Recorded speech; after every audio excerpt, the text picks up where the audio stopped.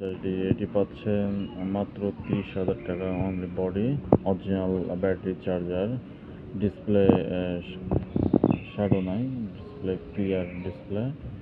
হ্যাঁ, এটি পাচ্ছেন মাত্র 30,000 টাকা। আরেকটি বডি ক্যানন S750D, এটি মূলত অনেক ভালো বডি ওয়েডিং ফটোগ্রাফি এবং ছবির জন্য। তো এটাও ফুল ফ্রেশ কন্ডিশন, ডিসপ্লে কোনো স্ক্র্যাচ নাই, শ্যাডো নাই।